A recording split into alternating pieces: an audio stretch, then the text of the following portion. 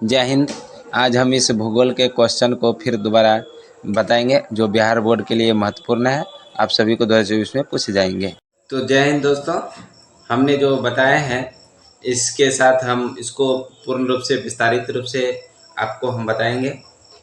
आप अगर चैनल पर नए हैं और 12th को जोरदार से 8 की तैयारी अगर आप कर रहे हैं तो अवश्य हमारे चैनल को एक बार ज़रूर से सुनें। तो हम बताते हैं, पहला क्वेश्चन हमने डाला है, स्वेज नहर के महत्व का वर्णन करें। स्वेज नहर आप लोग सुने होंगे स्वेज नहर के बारे में। तो स्वेज नहर जो है, अब इसमें कहता है स्वेज नहर के महत्वपूर्ण मतलब महत्व यानी कि उसकी विशेषता क्या है। विशेषता रहे तो वही चीज़ लिखना है, महत्व रहे तो वही चीज़ रहे, खाली वर्णन करना है। आपको खाली बता देना है, उसके हर एक चीज़ को बारे में बताना है। तो हम बता देते हैं आपको, स्वेज नहर जो है मिस्र में है।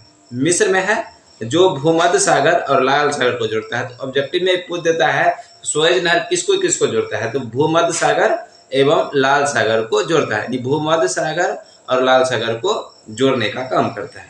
उसके बाद इसका निर्माण जो है 1869 ईस्वी में हुआ था। तो आपसे पूछ देगा कि बताओ स्वेज नहर का निर्माण कब हुआ था, तो 1869 ईस्वी में हुआ था। अब बता दीजिएगा। कहेगा स्वेज नहर किसको किसको जोड़ता है, तो भूमध्य सागर और लाल सागर को जोड़ता है। अब इसका देखो, ये जो है हिंद महासागर में यूरोप जो है, यूरोप को हिंद महासागर में एक नई प्रवेश प्रदान करने, मतलब कि नए प्रवेश यानी कि यूरोप को जो है, क्योंकि स्वेज नहर नहीं था तो घूम कर आना पड़ता था, जो बहुत लंबी दूरी तय हो जाता था, जो लुटेरा रास्ते में मतलब समुद्री लुटेरा लूट लिया करता था। इसलिए रास्ते को आसान बनाने के लिए स्वेज नहर बनाया गया जो भूमध्य सागर और लाल सागर को जोड़ता है। यह कहाँ पे, तो हम बताए थे मिस्र में है। अब देखिए, हिंद महासागर में यूरोप को प्रवेश के लिए एक नई प्रवेश के लिए मार्ग प्रदान हो जाता है, प्रदान हो जाता है। मार्ग प्रदान करने के लिए स्वेज नहर बनाया गया था ताकि ज़्यादा से ज़्यादा व्यापार हो सके, व्यापार करने में आसानी हो सके। इसकी लंबाई है 160 किलोमीटर, यानी लंबाई क्या माना जाए, भूमध्य सागर से लेकर लाल सागर तक की 160 किलोमीटर है। 160 किलोमीटर जमीन काटकर स्वेज नहर बनाया गया था। 160 किलोमीटर। तो पूछ देगा स्वेज नहर की लंबाई कितना है, तो 160 किलोमीटर है। इसकी गहराई की बात किया जाए तो 11 से लेकर 15 मीटर तक, कहीं कहीं 11 मीटर है, कहीं कहीं 15 मीटर है इसकी गहराई, स्वेज नहर की गहराई। तो ऑब्जेक्टिव में कभी कभी पूछ देता है स्वेज नहर की गहराई कितनी है, तो 11 से 15 मीटर, 11 से 15 मीटर। अब इसको इससे होकर प्रतिदिन जो है 100 जलयान, यानी जो जलयान जो होता है गुजरता है, यानी प्रतिदिन लगभग 100 जलयान गुजर जाता है। अब देखो, इसको पार करने के लिए, यानी जलयान जो जाता है उसको पार करने के लिए कम से कम 10 से 12 घंटा का समय लगता है। 10 से 12 घंटा के समय लगता है, क्योंकि दूरी ही तो है 160 किलोमीटर, तो 10 से 12 घंटा का समय इसको पार करने में लग जाता है। तो स्वेज नहर के बारे में आप समझ गए। स्वेज नहर ऑब्जेक्टिव में पूछेगा तो स्वेज नहर किसको जोड़ता है, तो आप बता दीजिएगा। स्वेज नहर जो है भूमध्य सागर लाल सागर को जोड़ता है। इसका निर्माण 1869 ईस्वी में हुआ था। अब देखो, अब इसमें फायदा किसको है, यूरोप वाला है। यूरोप वाला क्या फायदा है, उसको हिंद महासागर में आने के लिए एक नया रास्ता मिल गया है। स्वेज नहर जो है यूरोप वाला के लिए एक नया रास्ता मिल गया, वो आ सकता है कहाँ, हिंद महासागर में आ सकता है, और शॉर्टकट रास्ता हो गया। इसकी लंबाई, स्वेज नहर की लंबाई की बात किया जाए तो 160 किलोमीटर है। इसकी गहराई की बात किया जाए तो 11 से 15 मीटर है नहीं गहराई। और इसमें कितना गुजरता है, नहीं हर दिन में कितना गुजर जाता है, यानी 100 जलयान। उसके बाद इसको पार करने में, यानी स्वेज नहर यानी जलयान जो जाता है, स्वेज नहर को पार करने में कितना समय लगता है, तो 10 से 12 घंटा का समय लग जाता है जलयान को। अब अगला क्वेश्चन है, तो अंकीय विभाजन क्या है। अंक मतलब 1 2 3 4, ये समझ लीजिए।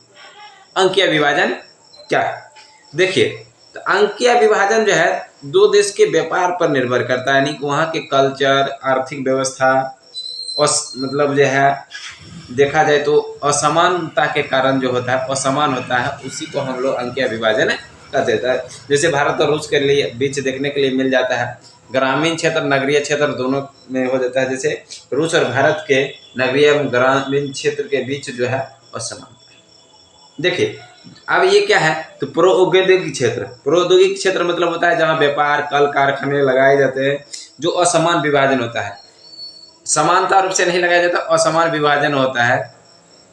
उसके बाद देखिए जो आधारित विकास से मिलने वाले अवसरों का वितरण होता है। अब मिलने वाले अवसरों का क्या होता है, वितरण होता है। तो आप समझ गए होंगे। देखिए निर्भर किस पर करता है, तो दो मतलब जो आर्थिक राजनीतिक और सामाजिक विभिन्नता, तो निर्भर करता है इसी पर। निर्भर किस पर करता है, आर्थिक राजनीतिक और सामाजिक विभिन्नता पर जो है अंकीय विभाजन निर्भर करता है, मतलब अंक विभाजन करते हैं हम लोग, सामाजिक राजनीतिक और आर्थिक यही चीज पर करते हैं।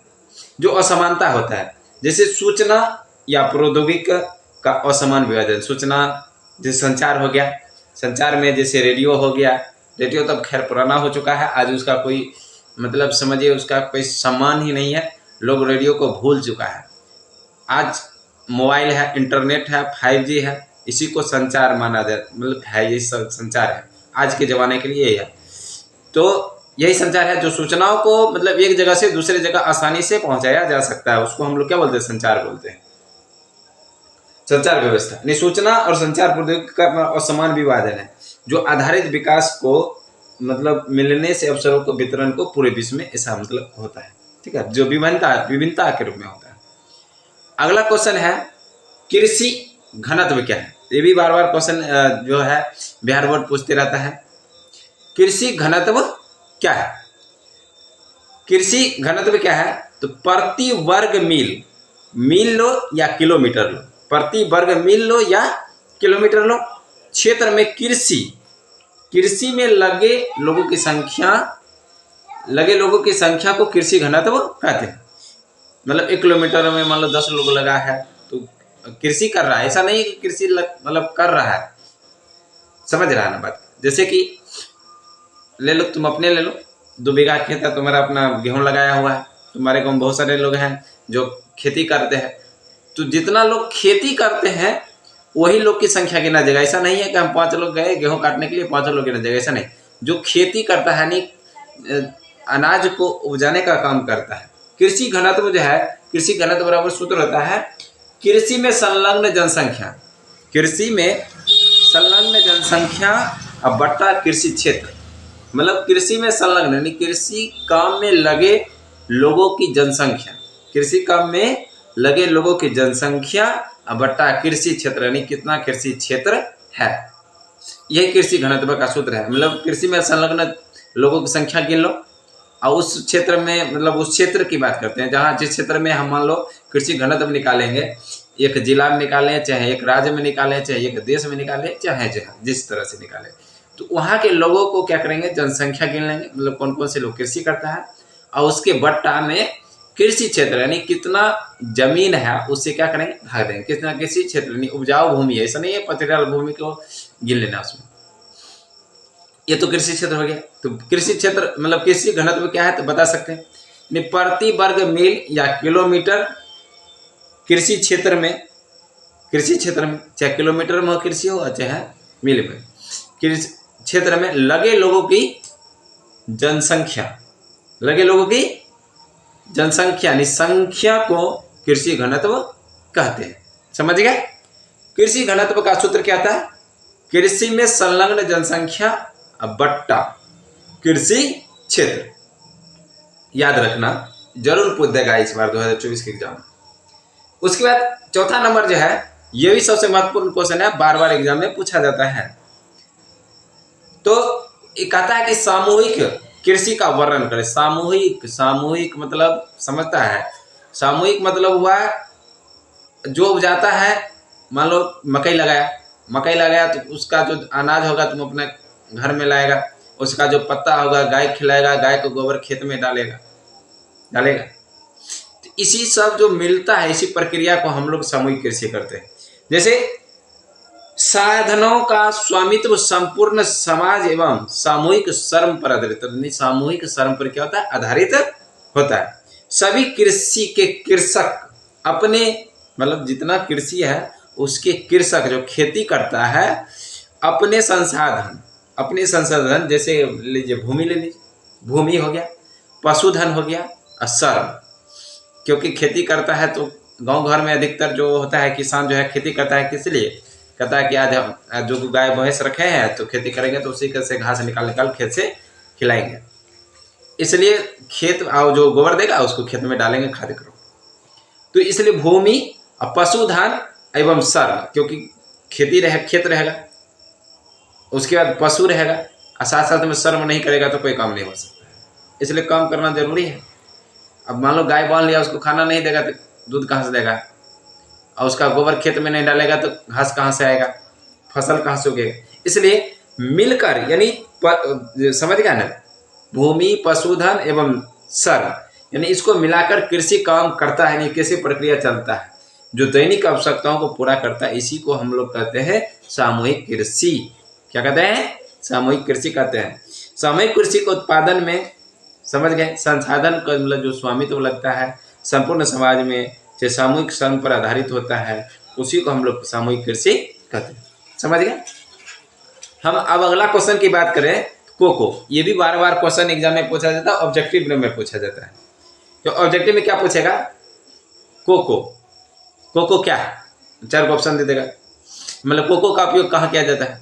4 ऑप्शन दे देगा, चॉकलेट, बिस्किट, इस तरह के, और दे देगा, कहेगा कि बताओ चॉकलेट। देखो कोको जो होता है, कोको कृषक उत्पाद यानी कोको एक बीज है जो कृषक उत्पाद है, जैसे गेहूं, मक्का, ये सब कृषक उत्पाद है। उसी तरह कोको भी कृषक उत्पाद है जो चॉकलेट, सॉफ्ट ड्रिंक जैसे कोको कोला ले लो, कोको कोला हो गया, स्प्राइट हो गया, ये सब बनाने में मतलब उपयोग किया जाता है। किसको? कोको को उपयोग किया जाता है। तो कोको का उपयोग देगा ऑब्जेक्टिव में, कोको का उपयोग कहाँ किया जाता है या कोको का उपयोग किस में किया जाता है? 4 ऑप्शन दे देगा। याद रखना, चॉकलेट, ज़्यादातर ऑप्शन में चॉकलेट ही आता है।